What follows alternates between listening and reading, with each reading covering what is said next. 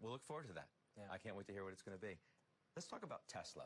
Okay, what was it? More than 2 years ago, you're at Sohn. Yeah. You pitched the converts. Converts, yeah.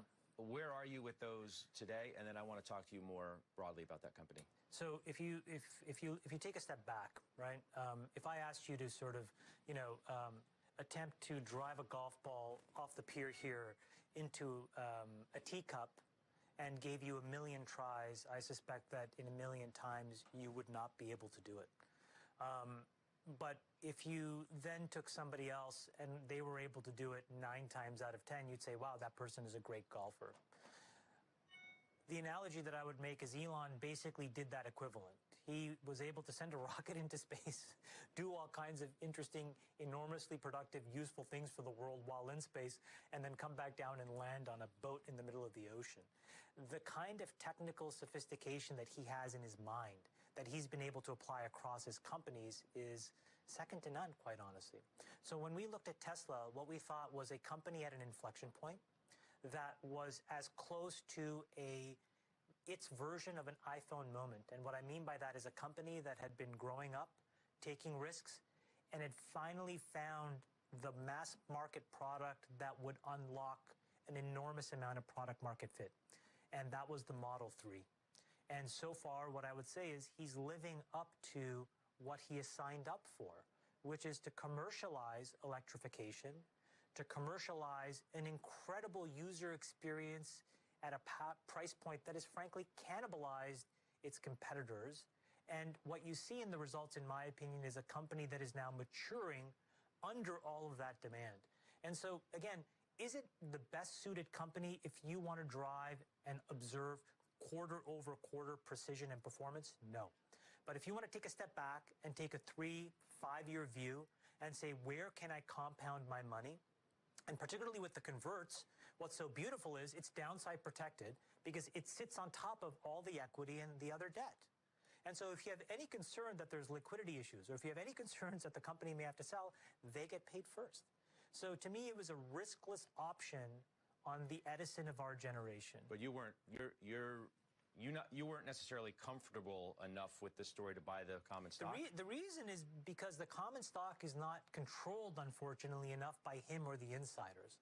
What it's controlled by are a bunch of vulture-like venture and hedge funds, mostly hedge funds, who like to prey on that company. If you look at, for example, the Twitter traffic, or if you look at the forum traffic around Tesla, the amount of hyping or under-hyping, the amount of sniping is enormous. All of that signals to me that it is a market that is out of the control of the founders and the executives and firmly in the hands of financial manipulators. Well, come on, so I mean, my perspective is buy the bonds, you're protected, and allow Elon to execute. Isn't the founder and his actions responsible for a lot of what you're talking about? Well, all I see, frankly, is that he has tried to execute to the best of his abilities. He puts out aggressive numbers. He tries to meet those numbers. Sometimes he misses those numbers.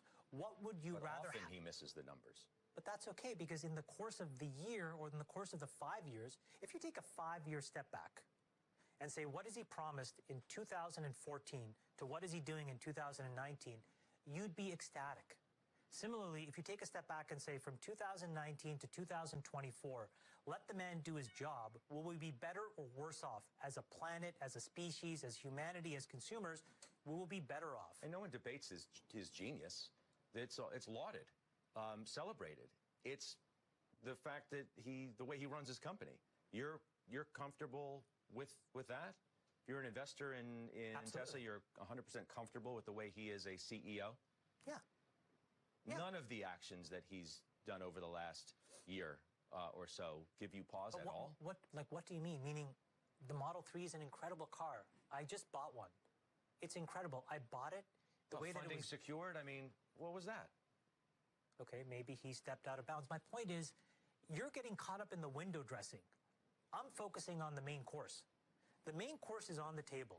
The choice for you, as a buyer or a seller of that stock, is do you want to eat it? If you get caught up in all of the stuff around the edges, maybe he may mistweet from time to time. My point is, who cares? Your job as a smart investor is to separate the facts and the news from the fiction and the noise. And all of that stuff doesn't matter it does not change the fact that tens of thousands of consumers are buying that car faster than they can get their hands on it. It doesn't change that the minute you sit inside that car, your definition of what is expected is altered forever. And you wonder why every other car around you that you ever step in, that you may buy, doesn't have the same things that that car offers. So at the end of the day, whether you like his style or not, his substance is irrefutable. Sure, but I walked down the street here in San Francisco the other day. I see a billboard for the new Audi electric car that's coming. I mean, competition is coming. If it's not already here, that gives you no pause? You're right, because I remember all the Zune media players I bought after Apple released the iPod. I also remember the enormous number of amazing smartphones I bought when the iPhone was launched. It's not what people do.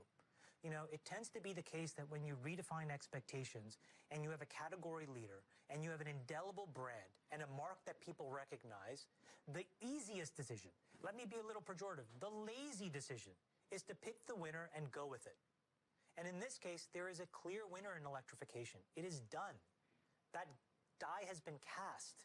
And so now the question is, can he build the infrastructure to deliver the demand? And if given time and if given patience, I believe he will, and I vote with my money that he can do that. And everybody that bets against him can do that as well, but at what stake, really? Because it's not as if there's no downside protection for the stock. The people who short this company are so short-sighted because the number of companies that would come out of the woodwork, you don't think that Apple, with $200 billion of cash, backstops this company and has a chance to enter a $1 trillion market overnight by buying that business if it gets imperiled in any way? Google, which already tried to buy it, wouldn't try to buy it again? I'd say it's a risk. So what are we betting against? We're betting against a cleaner Earth because we don't like that. We like to suck in the carbon monoxide and the fumes from all these cars. We're betting against beautiful flat screens, beautiful ways in which to manage your experience inside the car because we don't like that. No, we're betting Why? against whether he can deliver what he says, the fundamentals of the company. That's what they're betting against. No, that's not true. People are betting against his style. They don't like his style. It's not just that. It is come on, just that. there's smart people like Jim Chanos. He's a smart investor. He's not betting just on his style. Jim Chanos makes money once a decade. And while the market rips up, the guy just bleeds money and he's never on CNBC. And every time something works, he's there for 5 minutes. Great for Jim Chanos. Fantastic as a hedge in a portfolio where you have 1% in a short fund. But the reality is being long equities makes sense. Being long innovation makes sense. Betting against entrepreneurs that are changing the world has never been a profitable endeavor.